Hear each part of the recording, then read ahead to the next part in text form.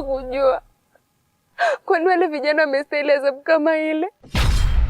Zairi Shairi, umeumizwa na adhabu yao, lakini kile ndicho walichostahili kutokana na makosa walioyafanya.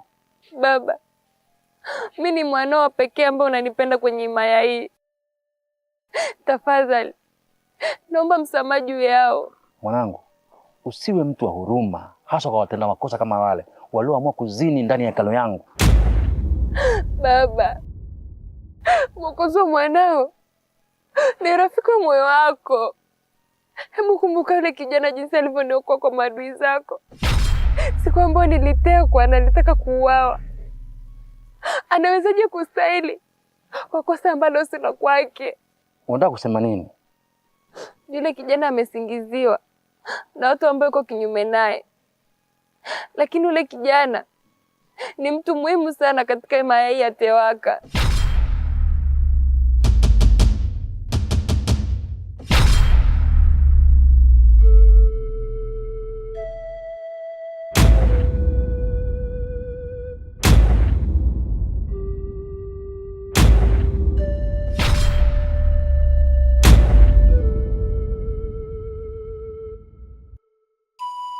Wewe una mamlaka gani ya kumwambia mfalme awasamehe wakosaji wakubwa kama hao kwenye himaya yetu?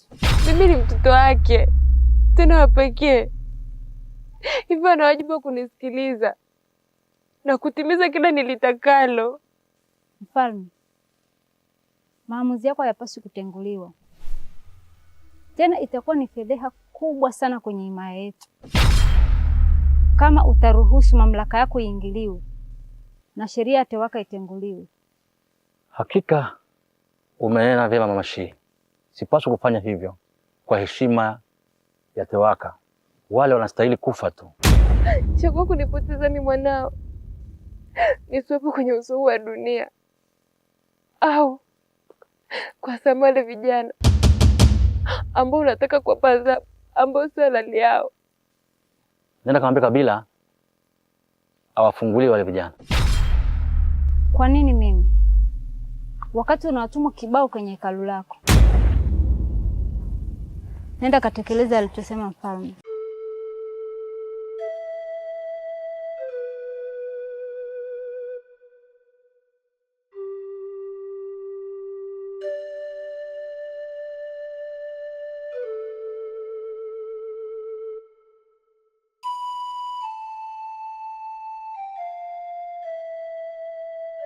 Mama Shii,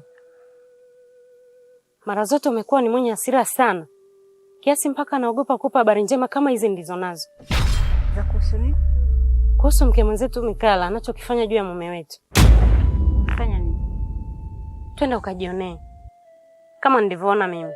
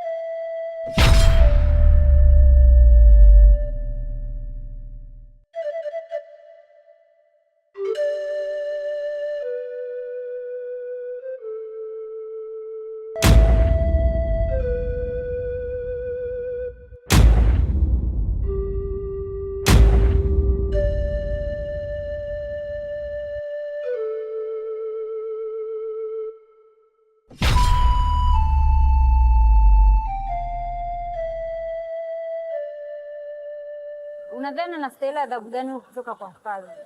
Ni lazima mfalme aone tunachokiona sisi na sio vinginevyo. Hiyo kazi niachie.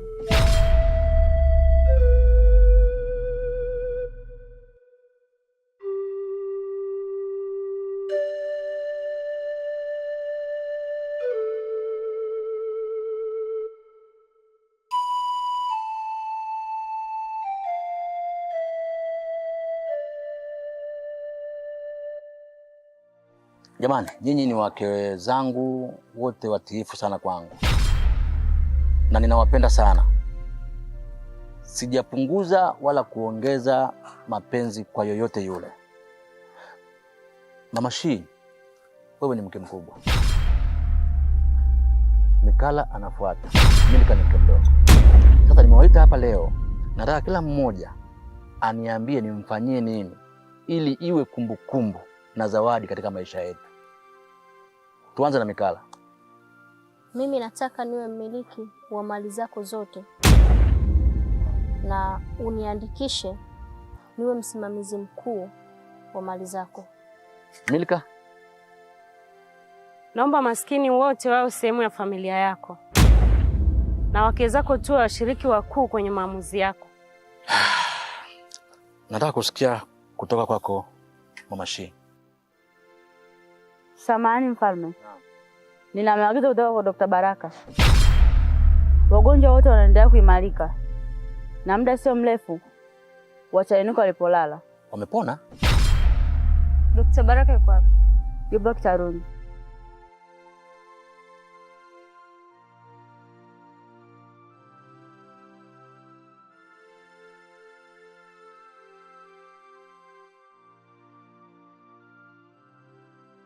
Nimekupa kazi umeshindwa kuifanya.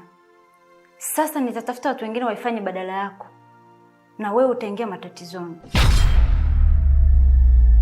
Mama, mazingira hayakuwa rafiki kukamilisha kazi uliyonituma. Hivyo, ilazimu niwatibu tu kawaida kama ilivyotaka Tewaka. Sitaki kuona watu wakisimama na kuendelea kuishi tena. Labda uchague moja. Ufe wewe na wao waendelee kuishi. Ama wafe wao na wewe uishi. Ninakupa masaa machache sana kuikamilisha kazi hii kabla sijabadili maamuzi yangu.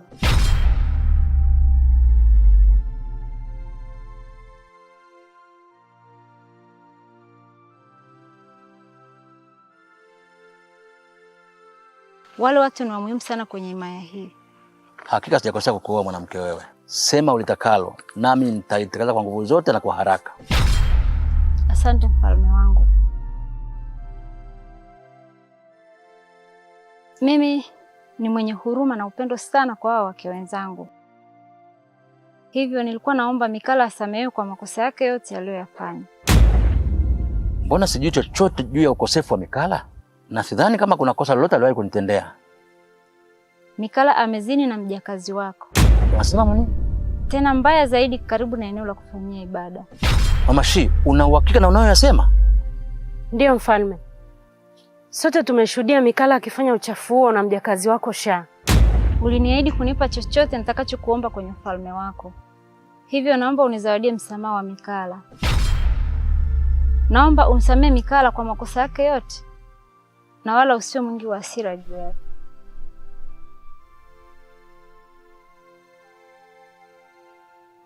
Unajua umeweka sumu kwenye sindano ili wagonjwa wangu wapooze mwili. Hiyo mbegu unayoipanda leo itaenda kutunga mimba ya chuki na kuzaa mauti juu yako wewe na kizazi chako na familia yako. Kwa hiyo akili kichwani mwako. Sima, mbona unaongea maneno hayo ambayo yananiweka njia panda katika familia hii? Wewe ni daktari mwenye taaluma iliyotukuka. Hivyo tumia taaluma yako na uadilifu uliojaza katika karatasi zako uweze kuweka imani na jamii na watu waliokuzunguka. Usitafakari kuhusu maneno yangu, bali tafakari kuhusu utumwa ulionao. Hivyo nikutakia uadilifu na imani iliyotukuka.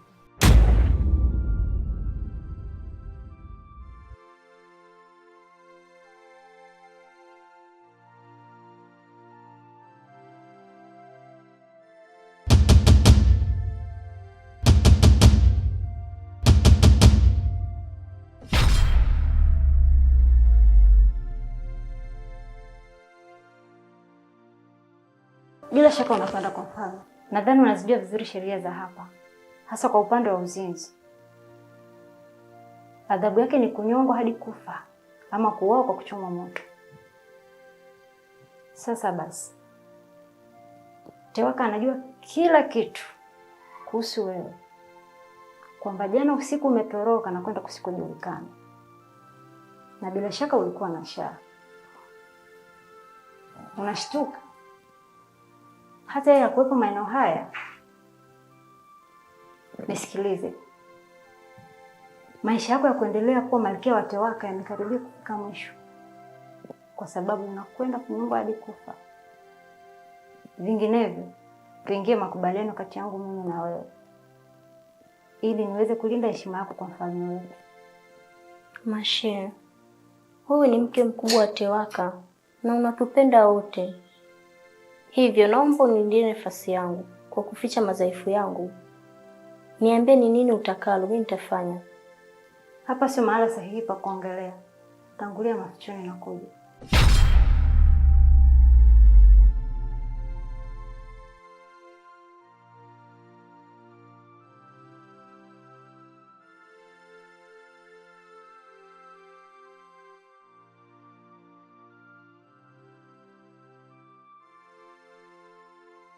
Niambie na kusikiliza. Nataka ukiri na uniambie kila kitu kuhusu wewe na Shaa, kijakazi wa mfalme. Ni kweli Shaa ni mtu wangu, na mara kwa mara nimekuwa nikilala naye na kukutana kimwili kipindi mfalme akiwa na ninyi. Hata jana nilitoroka kwenda kuangalia bendi na nilikuwa na Shaa, na ni kwa sababu nimekuwa nikitamani siku nyingi.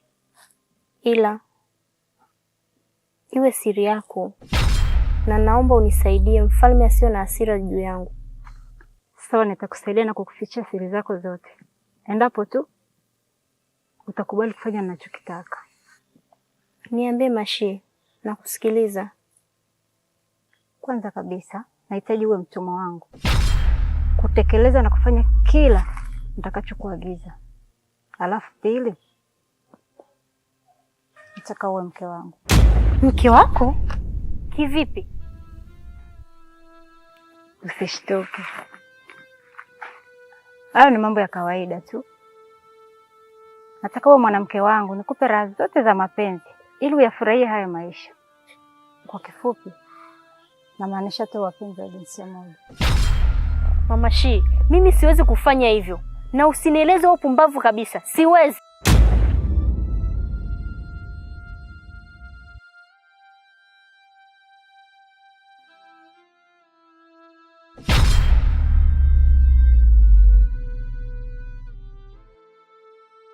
Sasa basi, kama utaki, adhabu yako iko pale pale. Na kwa bahati nzuri umekiri kwa kinywa chako mwenyewe, na sauti yako imo humo kwa kuwa nimekurekodi. Sasa utafanya ninachokitaka ama utaendelea na msimamo wako? Mama Shii, mimi sijawahi kufanya hivyo.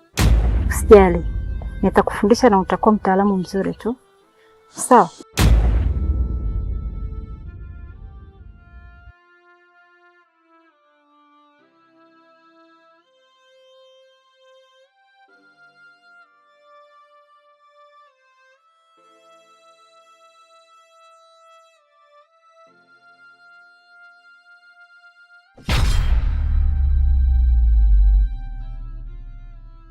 Shaa, maisha yetu yako hatarini sana. Na yote ni kwa sababu Mama Shii anajua kila kitu kuhusu sisi. Na muda wote kuanzia sasa ataenda kumjuza mfalme. Nadhani unajua hasira za mfalme. Una hakika na unachokiongea? Mimi huwa siongei uongo. Ndio maana nimekufuata nikujuze, ili ujiandae na adhabu kali za Tewaka.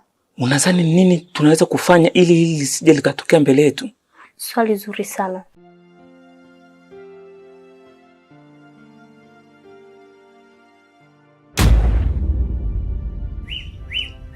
Unadhani naweza kwenda kufanya nini? Si unajua tabia za Mama Shii za kula chakula peke yake kila siku? Nataka hiyo sumu iingie haraka sana kwenye utumbo wa Mama Shii. La sivyo tutakuwa hatarini. Unataka niwe tena? Kwani ni mara yako ya kwanza kufanya hivyo? Hapana, lakini... Lakini nini? nataka ufanye hiyo kazi haraka sana iwezekanavyo.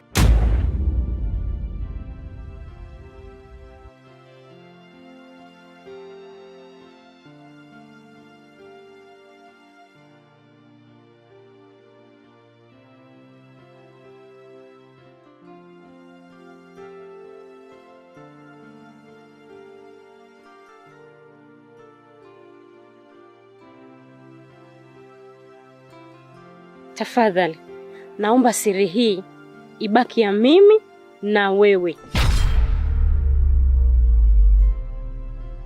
Asijue mtu yoyote. Sawa? Sawa. Hivi unavyoona nadhani mimi naweza nikasema? Hapana. Nilikuwa nakukumbusha tu. Nimekuelewa. Sawa.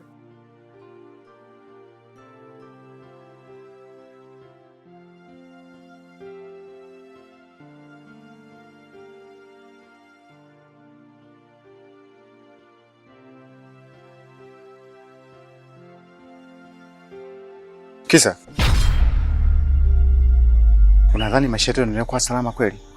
Kwa nini? Mama Shia ameshajua tunachotaka kumwambia mfalme.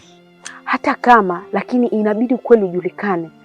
Na inabidi tujiandae kujilinda kwa lolote litakalokuja mbele yetu. Mimi ninachoogopa ni kuhusu familia yangu. Mke wangu, mtoto wangu. Je, wako salama mpaka sasa? Na sijui wako salama au wamekufa. Nafikiri Sima itakuwa anajua kila kitu kuhusiana na yeye. Twende tukamuulize. Twende tukamuone.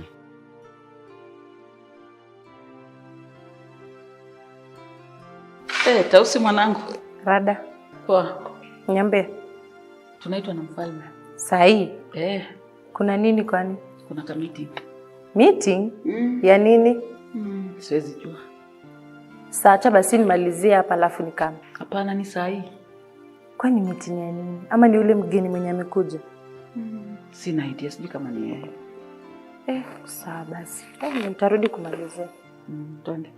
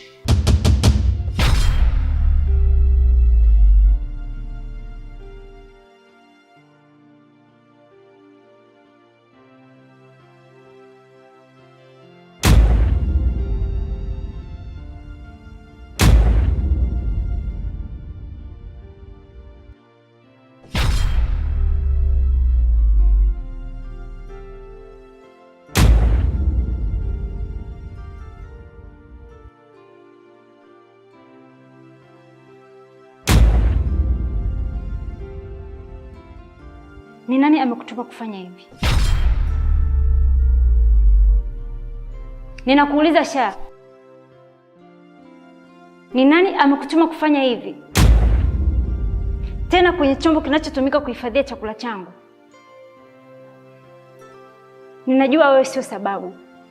Ila nataka kujua sababu ni nani na ni nani aliyekutuma kuja kufanya hivi. Na kama hutaki kusema, basi nitahitaji ule chakula chote hiki na ukimalize mwenyewe. Nisamee Mama Shia. Nawezaje kukusamea kirahisi hivyo? Ninakuuliza tena kwa mara ya mwisho. Kabla sijawaita walinzi waje kulazimisha kula chakula chote hiki. Ni nani aliyekutuma kufanya hivi tena kwenye chakula kinachoandaliwa kula mimi? Samahani sana mama. Sasa ngoja nikuonyeshe. Niwaite walinzi waje kulazimisha kula chakula hiki kwa lazima na kesi hii ataitatua mfalme.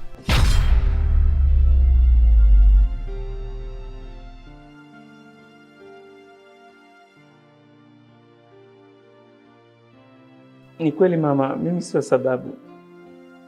Naomba nisamee sana. Ila nimeagizwa na mtu aliyetaka ili lifanyike. Ila mama, naomba unilinde. Usijali, nitakulinda kama utaniambia ukweli. Aliyenipa hii sumu Aliyenipa hii sumu ni mtu ambaye anajua kila kitu kuhusiana na mimi. Ila mama, naomba unilinde. Usijali, nitakulinda kama utaniambia ukweli. Aliyenipa hii sumu ni mtu ambaye anajua kila kitu kuhusiana na mimi. Ila mama, naomba unilinde. Usijali, nitakulinda kama utaniambia ukweli. Aliyenipa hii sumu nimekala. Ameniambia nikuwekee wewe. Nisikilize kijana mzuri, hakika unanifaa sana.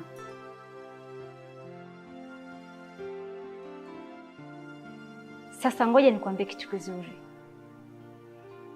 Ninachokitaka mimi na wewe tuungane tuwe kitu kimoja. Nitakulinda ili usiingie matatani. Kuanzia muda huu anza kuwa upande wangu, sawa?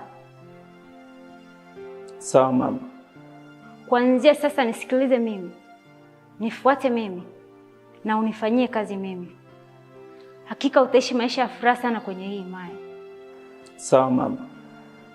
Basi tuanzie hapa hapa. Ubadilishe mpango huu. Badala ya kuniua mimi kwa sumu, uitumie sumu hii kwenda kumwekea mtu mwingine. Ni nani tena?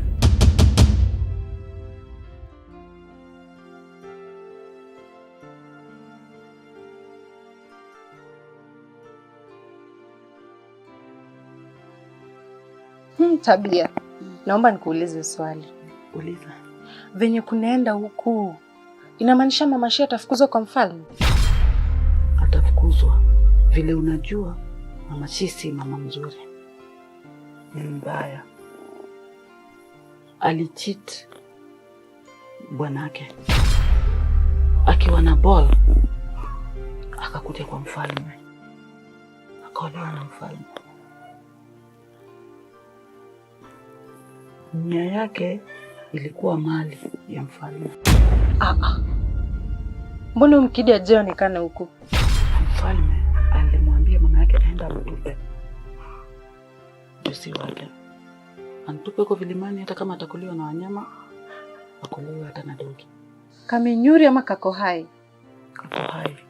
Nilimfuatilia kwenda kumwokota. Nikampeleka Children's Home. Sasa la kusikitisha, sikuweza kufuatilia huko Children's Home. Nilipokaa nikirudi,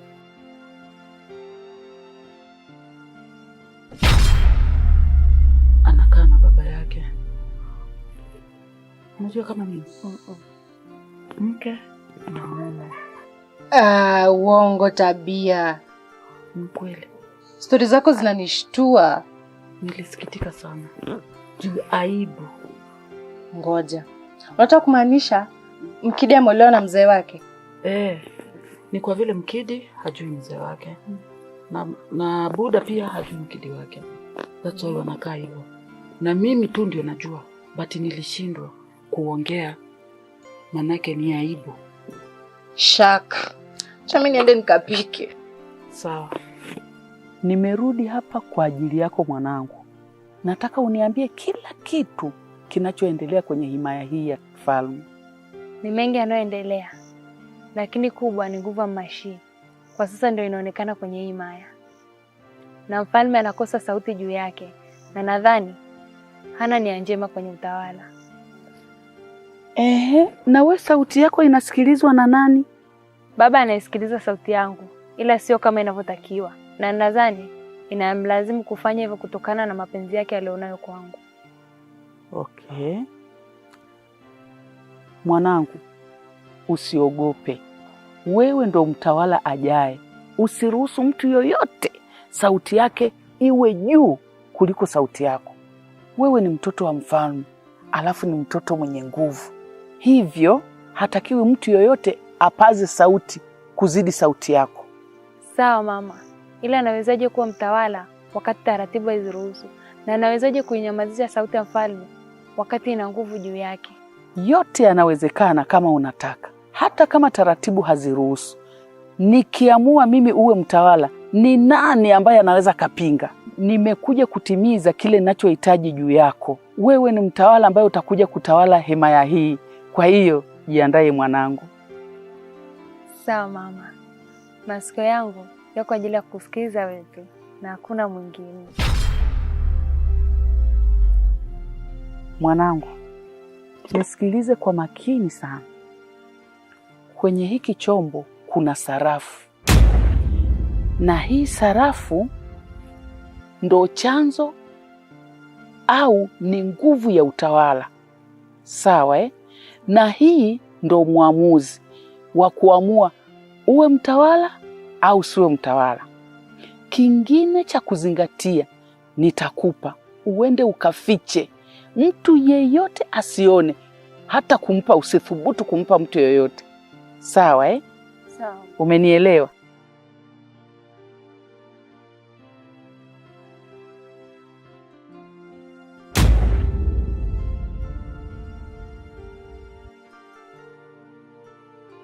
Asante sana mama yangu. Nakupenda sana. Karibu.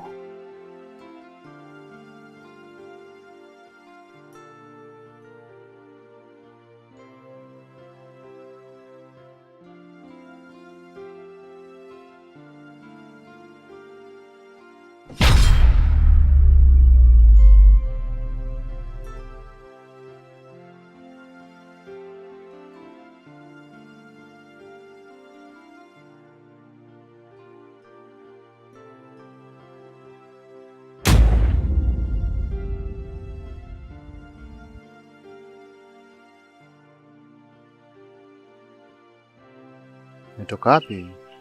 Imetoka kwa binti mfalme. Ameniambia nikuletee. Simu? Ndiyo. Usiwe mjinga Masha. Kumbuka yule binti amekuwa akionyesha hisia zote za kukupenda. Na siku si nyingi atavishwa kofia ya utawala. Lakini si unajua mimi na familia? Hivi unajua familia yako iko wapi mpaka sasa hivi? Mfalme atakuwa anajua familia yangu iko wapi. Usiwe mjinga Masha. Utakapokuwa karibu na Sima, utapata kujua mengi usiyojua kuhusiana na familia yako.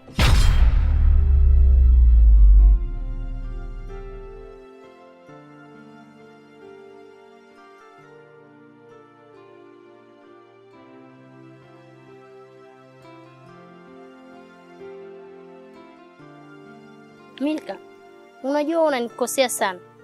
Kwa nini? Yaani wewe badala tuwe marafiki, tuungane. Wewe ndo kwanza unanichukia na kuninyari. Kwani nimekukosea nini? Unajikosea mwenyewe na maisha yako. Wewe ukiwa na mimi unajifanya rafiki, unamnanga Mama Shii. Na ukiwa na Mama Shii unaniona mimi wa kazi gani? Sasa leo unamuona Mama Shii ana dalili za kuachika kwa mfalme, unajifanya kujileta. Eti tupendane. Tupendane vipi? Milka, mimi mara nyingi nakuwa upande wako. Tena kwenye wakati mgumu. Hilo hulioni. Na kitu usichokijua, yaani mimi ninamchukia huyo Mama Shii. Ni basi tu sina namna. Unamchukia Mama Shii? Ndiyo. Hivi kuna mtu anaweza kumchukia mumewe? Una maana gani? Na maanisha hicho hicho ulichokisikia. Kwani unadhani hatujui mchezo mnaocheza wewe na Mama Shii? Na kwa taarifa yenu, watu wote tunajua nini mnachokifanya sirini, tena bila aibu. Unataka kuniambia Mama Shii anatoa siri yetu? Siwezi kujua nani anatoa siri hiyo. Lakini ukweli ni huu. Watu wote tunajua nyie sio wake wenza, bali ni mke na mume.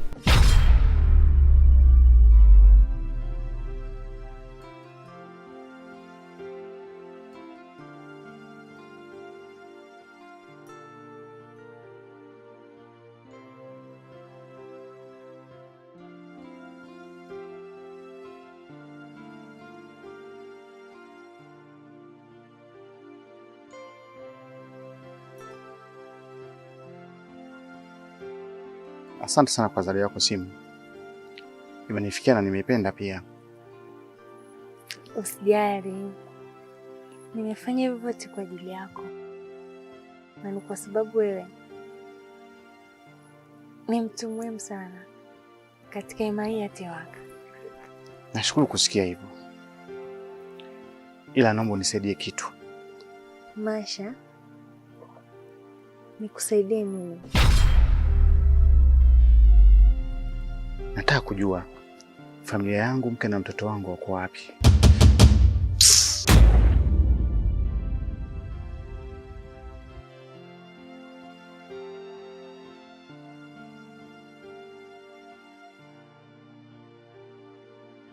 Sha, kuna jambo linanitatiza sana akili yangu. Mikala alikupa sumu moja kuniua mimi, lakini kwa bahati nzuri sana nimefanikiwa kulitambua lengo lake juu yangu. Hebu nishauri, anastahili adhabu gani kutoka kwangu? Mimi nakushauri geuza kibao ape.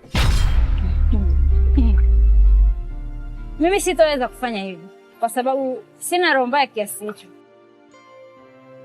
lakini nataka yeye auwe kupitia mimi.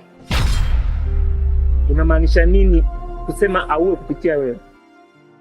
Bila shaka unamfahamu tabia dada yake na Mfalme. Naam, namfahamu vizuri sana. Ninahitaji auawe haraka sana kupitia sumu hii. Na muuaji awe ni Mikala. Kwa kama nashindwa kukuelewa, Mikala anakubali vipi kumuua Tabia? Huo utaua wewe, ila muuaji atakuwa ni Mikala. Kivipi? Kinachotakiwa kifanyike ni Mikala na Tabia wagombane sana tena hadharani, na usiku wake Tabia auawe kwa kupitia sumu, na sumu hiyo ikutwe chumbani kwa Mikala. Bila shaka hapo atakuwa yeye ndo muuaji. Sawa. Sasa unafanyaje? Usijali, nitakupa maelekezo.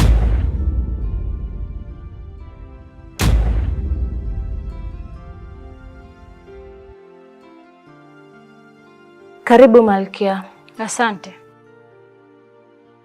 Nina mambo machache nataka nikuulize na naomba uniambie ukweli. Sawa.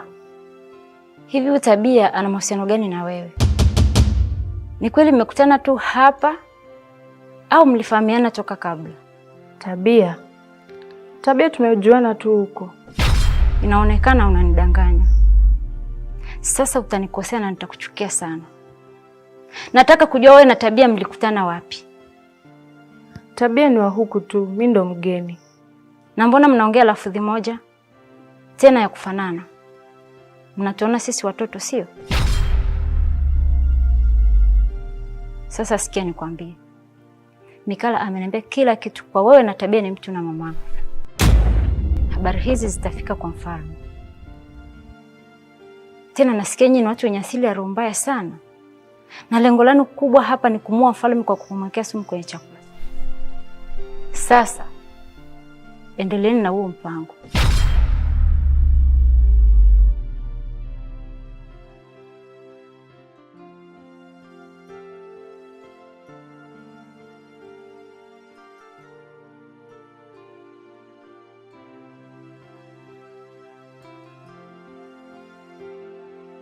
Mgundua nini kuhusu mama yako?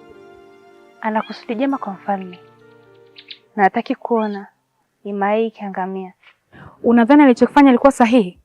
Kumkandamiza Mama Shii mbele ya Mfalme? Na kama kulikuwa kuna ukweli wowote, kwa nini asingemuita Faradhi na kuongea naye kuliko kumkandamiza mbele za watu? Namwamini sana mama yangu. Huwa afanyi kitu kwa bahati mbaya, na kila anachokifanya huwa kina maana yake. Hilo ambalo unalizungumza ndilo ambalo lilimstahili Mama Shii. Hivyo isiwe sababu ya maswali mengi. Chio kula mama yangu. Ni kweli na unayosema, lakini kumbuka mama yako hana haki ya malkia katika himaya hii. Hivyo basi mtu yeyote asiye na haki ya malkia hana haki ya kumsema malkia vibaya, tena bila staha mbele za watu. Unamaanisha nini kwenye kinywa chako? Namaanisha hivi. Mama yako sio mke wa Mfalme na hajawahi kuwa mke. Na kinachoonekana hata wewe sio binti halali wa Mfalme Tewaka. Hivyo hupaswi kujiita binti mfalme, kwa sababu sheria ya himaya hii haitambui mtoto wa haramu. Unachokipenda leo kwa tabasamu na kwa pia ipo siku utakivuna kwa machozi.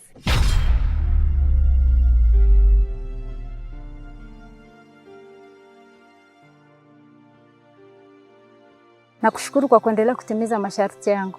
Na unajua ni kwa namna gani nafurahi kuwa na wewe. Hakika nimechagua fungu jema. Na nasikia kila mtu anajua kinachoendelea. Kwa nini umeenda kuambia? Unadhani naweza kufanya hicho anachokisema? Na kwa nini niwaambie watu siri zetu? Ninamjua vizuri anayesambaza upumbavu huo. Ameamua kutuanika ili tudhalilike. Na zaidi sana anakudhalilisha wewe. kwa sababu anajua unapendwa zaidi na mfalme. Ni nani huyo? Ni huyu Tabia, dada yake na mfalme. Amesema anakwenda kumwambia mfalme kila kitu unachokifanya ili ufukuzwe kwenye hii himaya. Hivi huyu mama ananitafuta nini? Ngoja nimfuate nimtolee uvivu. Na hilo usipokwenda kumpa vidonge vyake hatokoma. Ni bora ukampe ili Tabia sijirudie tena.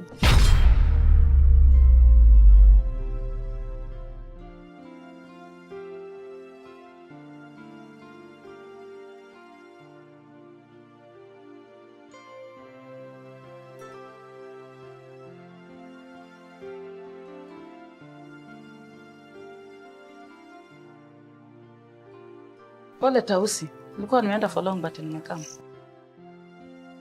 Mbona ukai poa? Usikie ina ngori. Kitu ya maana ni uko hapa. Juu niko na riba ingine moto kukuhusu na si poa. Riba moto? Kunihusu mimi? Sema basi. Mikala anasema ati wewe ni mkoro wangu, mimi ni mkidi wako. Ati juu tunaongea lugha same. Alafu tuko na roho mbaya. Kitu ingine tunapanga kuua mkuu. Ati tunataka kumwekea sumu kwa Mdifu. Na tusipochunga itafikia mkuu. Sami sijui itakuwaje. Mikala akakuambia hivyo? Nani amekuambia? Mama Shi.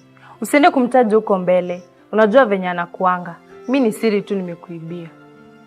Mikala. Ngoja nikamkuta. Tajua ajui. Mpashe. Rukia.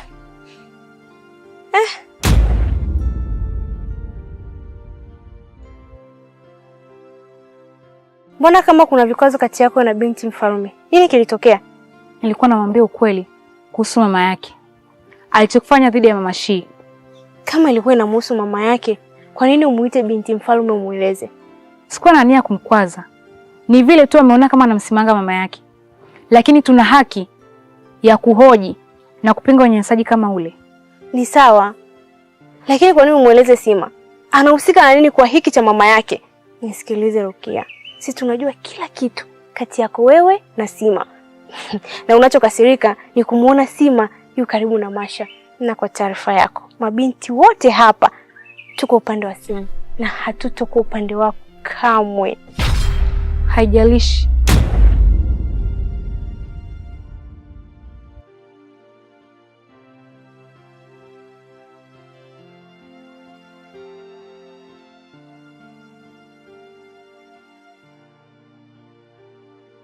Kila mara nimekuwa nikitamani kuongea na wewe. Lakini umekuwa ukijificha ficha tu. Sasa nataka uniambie. Siku ile nimekuta kwa mfalme mlikuwa mnataka kumwambia nini? Kwani hatuna haki ya kuzungumza naye? Nijibu nilichokuuliza. Hebu acha kuuliza maswali yasiyokuwa na msingi. Mfalme ni mtawala na ana haki ya kumsikiliza kila mmoja. Hivyo sio wajibu wako kutaka kutambua ni nani anataka kuongea naye nini. Hivi unajua wewe ni kijakazi tu kwenye hii nyumba ya mfalme na muda wote unaweza kaondoka kwenye hii himaya. Sina tofauti na wewe kwenye swala la kuondoka, kwani muda wote utaachika katika himaya hii. Yupo atakaye kuja kuwa mtawala ambaye atastahili heshima na kuheshimiwa, na sio wewe Malkia Banjiri.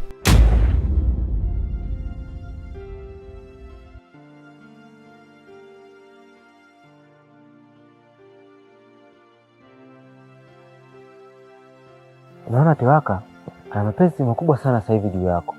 Na amekuwa rafiki yako mkubwa sana. Sijui tatizo ni nini? Tatizo hujui? Hapana. Tatizo ni maa kujaa wanawake wengi kuliko sisi. Na kama unavyojua, wanawake wanatazamana kwa roho ya chuki na kupandikiziana makasiriko yasiyokuwa na tija kwenye maisha yao. Ndio maana hata hapa ugomvi mkubwa ni wanawake kwa wanawake. Vipi kuhusu wewe na Mikala?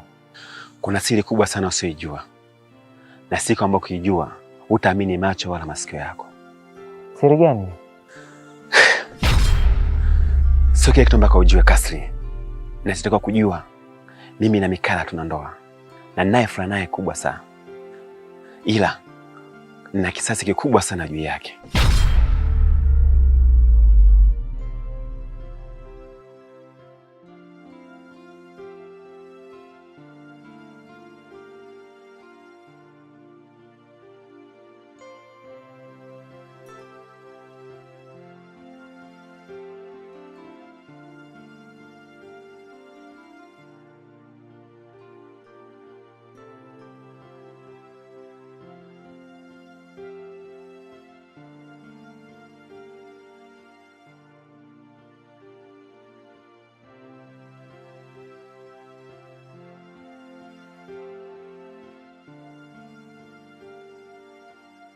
Ehe, mbona heka heka, kulikoni?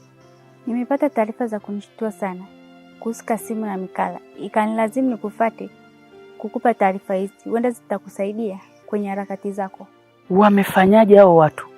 Kuna siri kubwa sana kati ya Kasimu na Mikala, na kitu ambacho watu wakijui kuhusu Kasimu na Mikala ni wanandoa na wapo hapa kama mke na mume. Una uhakika na unachokisema? Mama Sima, nimemsikia Kasimu akiongea kwa mdomo wake na habari hizo akimpa rafiki yake Kasil, na inaonekana kuna siri kubwa sana.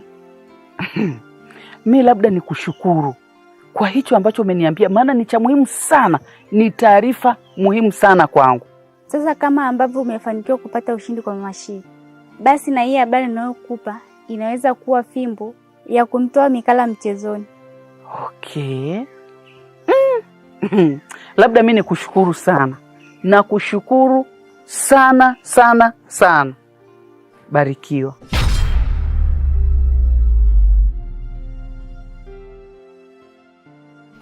Naomba kukufahamu zaidi Kisa. Wewe ni mwanamke wa aina gani? Jamii yako ni ipi? Umefikaje hapa?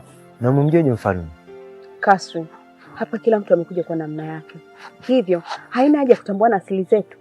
Hebu niache mimi. Endelea na mambo yako. Sawa, nitakuacha.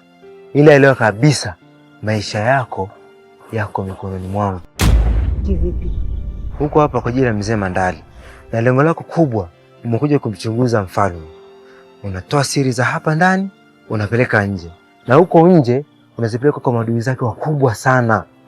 Na kitu usichokijua, naelewa kabisa familia ya Masha, wewe unajua wapi ilipo?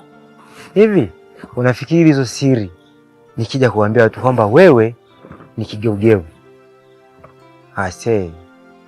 Utakatokata mapanga, nyama yako atakula Kasri. Ndio mimi. Kaa ukielewa hatima maisha yako ninayo mimi. Utafute kwa muda mwingine. Tutaongea zaidi.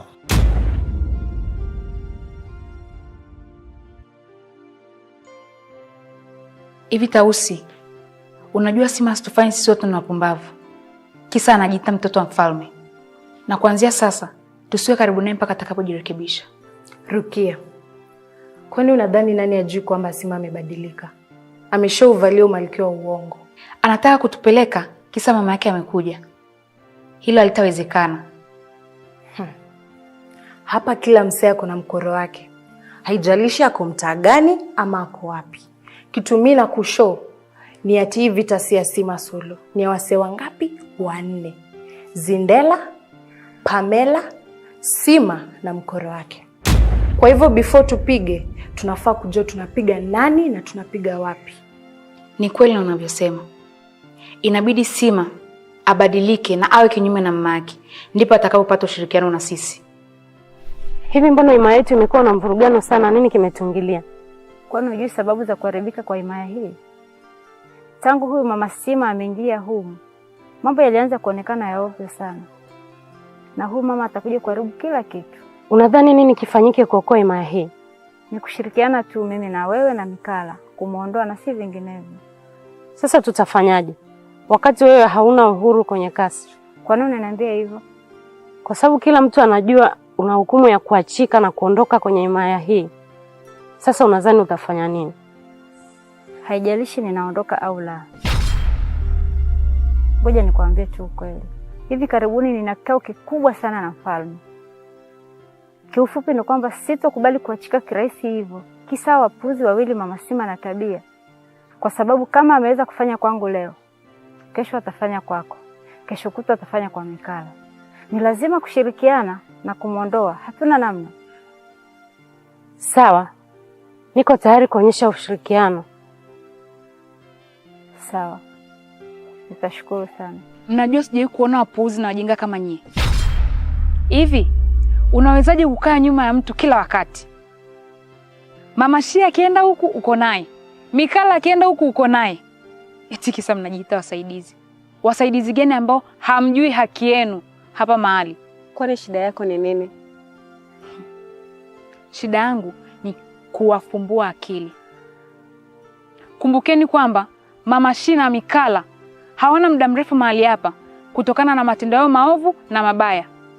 Na sio kama mwajui, mnajua kila kitu kinachoendelea. Hivi mnadhani wakiondoka hapa nyinyi mtabaki? Sasa unataka tufanyaje Rukia? Achanini na utumwa. Hakuna atakayefukuzwa kama kataa kukaa nyuma Mama Shia au Mikala. Hapa ni washtua tu. Akili kichwani mwenu.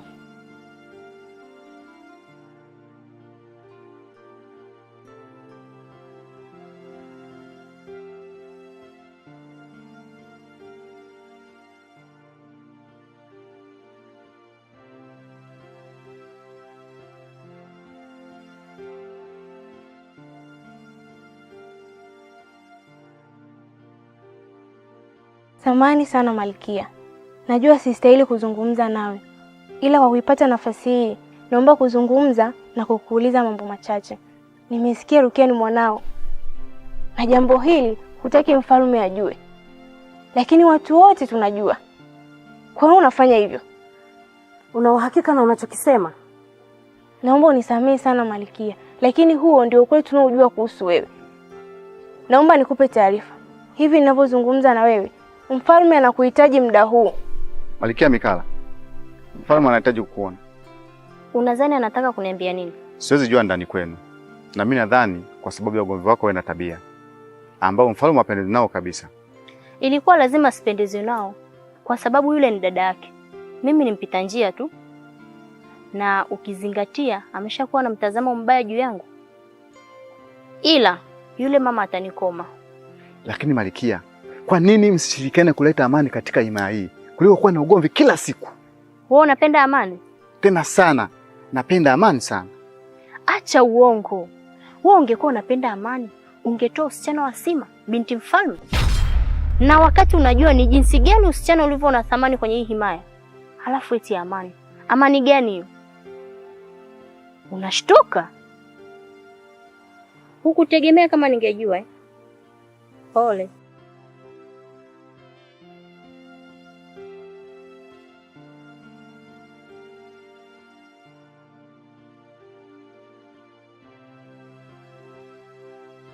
Nimekuona uko unazungumza na Mikala. Umekuwa unamzungumzia kitu gani? Kwani wanifuatilia? Achana na mimi mzee. Usinifuatilie. Sina niambia na wewe. Ni yangu kwangu ni nzuri tu. Na siku kugundua kwamba na nia nzuri kwako, utakuja kuniomba msamaha tena ukiwa na aibu kubwa sana. Achana na mimi. Acha kunifatafata. Mjinga mkubwa wewe. Na kwa taarifa yako, najua fitina zako zote. Utakaa mimi kama ni mimi.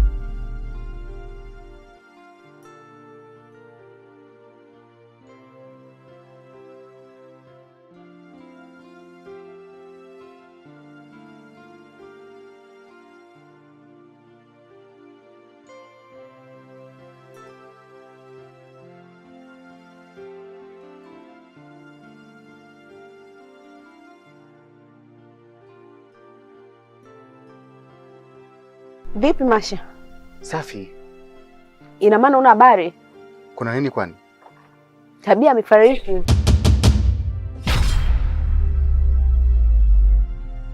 Twende.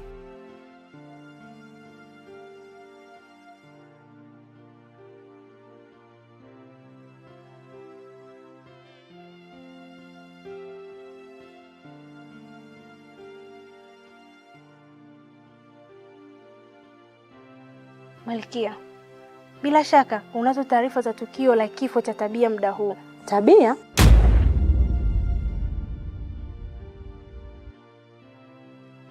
Kwani kafanya nini mpaka unakuwa na hisia za kifo? Amekutwa amefariki na hivi sasa kila mmoja anaenda kuangalia mwili wake.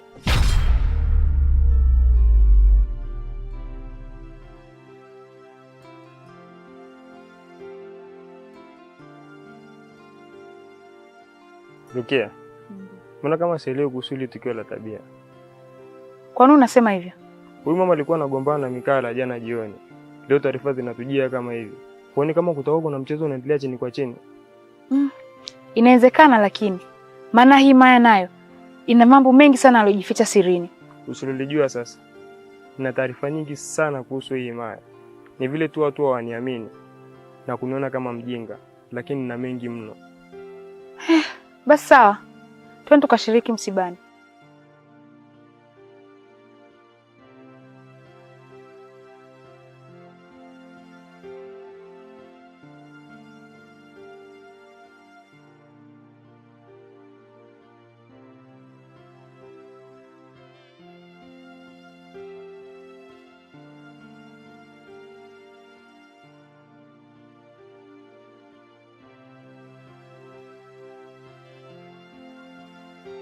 Ninaogopa sana. Kwa nini Sima? Tabia atakuwa ameuawa na Malkia Mikala. Hapana, usifikiri hivyo Sima. Nina hakika kwa sababu yeye ndio alikuwa amegombana na hata alimwahidi atafanyia kitu kibaya mbele za watu. Unadhani ni nani atamwelewa? Mama Shipi atakuwa anahusika kwa sababu alimkataza daktari kwenda kumtibia. Basi mama, acha tumalize kwanza hili. Haya mengine ya nani kahusika baadaye sana. Sawa. Ila kwa nini unapenda kuwa karibu na kisa?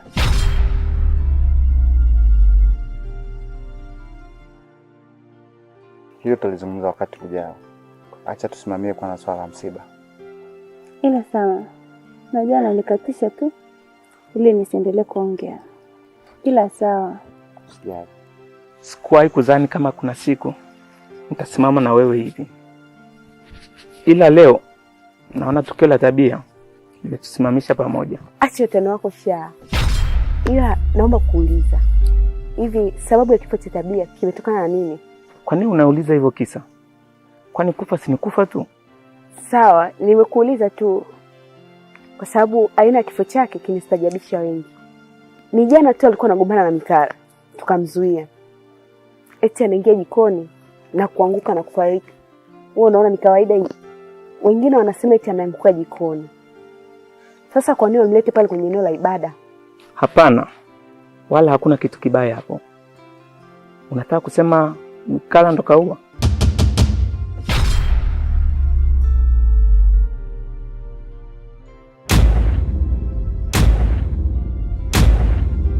Nifuate.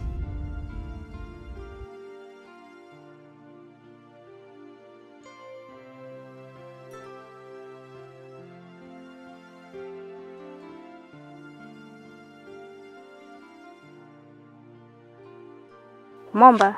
Naam Malkia. Unadhani watu wanaongea nini kuhusu mimi? Wote wanasema wewe ni mhusika. Na kama ni kifo cha Tabia, basi wewe ndo sababu. Kwa nini mimi? Kwa sababu wewe ni muuaji. Naona aminije? Naamini kama wanavyoamini wengi. Wewe ndo ulimuua Tabia kwa sababu ulimwahidi kufanya hivyo. Lakini wewe ni kijana wangu.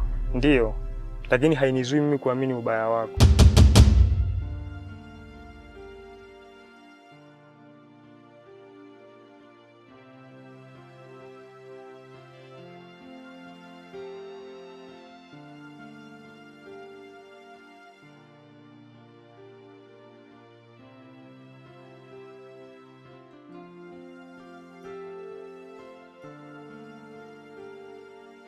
Kanisubiri kule, nitakuja.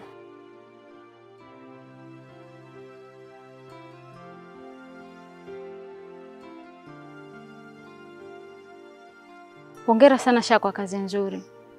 Hakika umenifurahisha sana, maana mama angenikosesha sana amani. Lakini kumbuka nimeua kitu ambacho sio sahihi kwenye maisha yangu. Usiogope. Mimi nipo, nitakulinda. Na siri hii haitofika popote, sawa? Ila umenifanya niwe na roho mbaya sana Mama Shii. Sikutegemea kama nitaua. Umenitia dhambini Mama Shii. Embo, acha ujinga wewe. Kwani ulikuwa unajua kama unaenda kuua? Na ole wako ujitie wasiwasi watu wakushtukie. Hakika nitakufanya kitu ambacho hutokitegemea.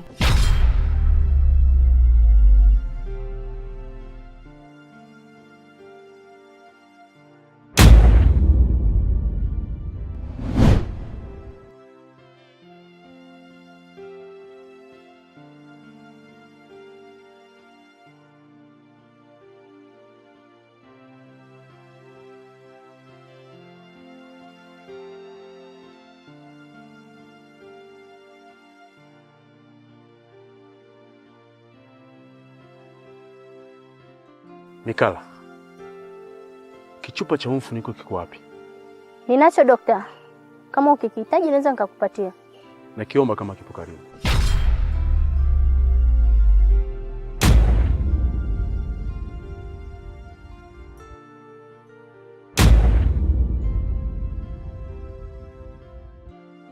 Mikala, hii sumu ndio iliyomuua Tabia. Na hiki kifuniko tumekikuta pembezoni mwa mwili wa marehemu, na mimi ndiyo nilikupatia sumu hii ulipokuja kuhitaji, lakini mimi sio hakimu wa kuhukumu hili. Kwa vyovyote vile unahusika katika mauaji ya Tabia, na ninakwenda kuandika ripoti. Hapana dokta, hupaswi kufanya hivyo. Mimi sio mhusika wa chochote kinachoendelea. Utakuwa unanionea. Hii Mikala imekukalia vibaya sana. Huwezi toka. Huwezi toka. Ukweli ni huu. Kichupa chenye sumu iliyomuua Tabia nimekuta nayo wewe. Unatokaje hapo? Kumbuka, Tabia ni ndugu wa mfalme, na mfalme amekataa kuangalia maiti mpaka muuaji apatikanike na sababu ya kifo cha ndugu yake kijulikanike.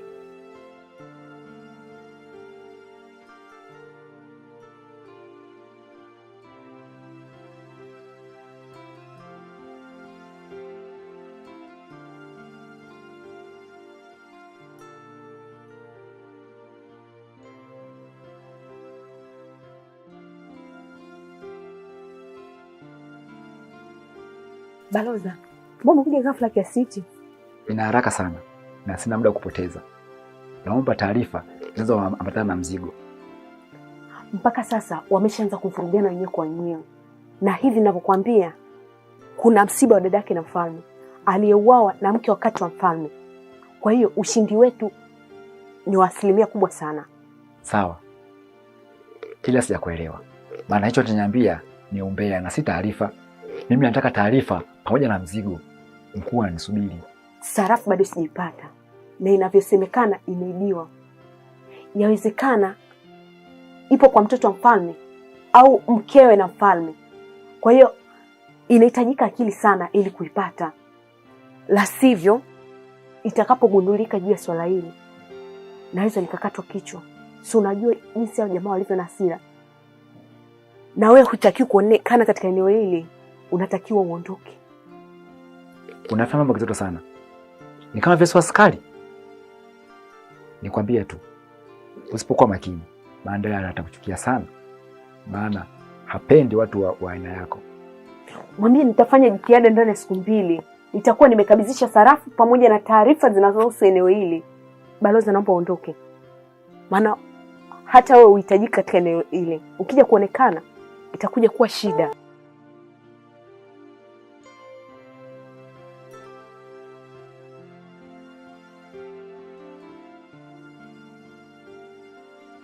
Kuna mtu nimemwona, ni mgeni kwenye macho yangu na yupo kwenye hii maya.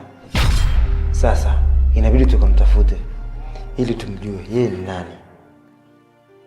Kwa nini tusishirikishe askari wetu wakuu, maana isije kuwa hatari kwetu?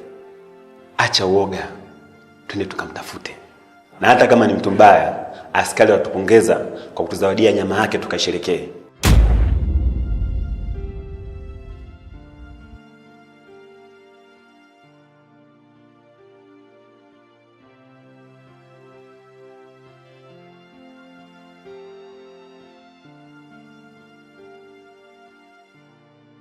Nimekuona awali ukikimbia. Na sasa pia nakuona. Hahe. Naomba uniambie unatoka wapi na una shida gani? Hapana malkia wangu, ungekuwa na chochote ningekueleza. Kuna jambo unalificha. Naomba uniambie kabla sijaongea zaidi. Nakuheshimu sana malkia wangu. Kungekuwa na jambo lolote ningekueleza. Sawa, nitakuwa na mazungumzo. Kuna kazi nataka nikupe. Sawa malkia wangu.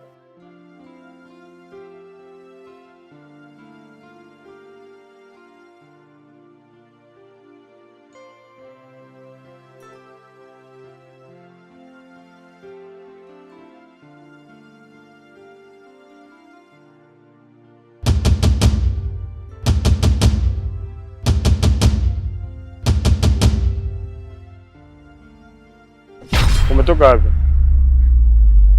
Nimetoka kwenye msiba wa dada mfalme. Hivyo basi, naenda kuchukua watu maalum kwa ajili ya kuchimba kaburi na usimamizi wa mazishi. Mbona wasiwasi? Wewe ni mgeni mahali hapa? Maana kuna mtu namtafuta mahali hapa. Isije ikawa wewe.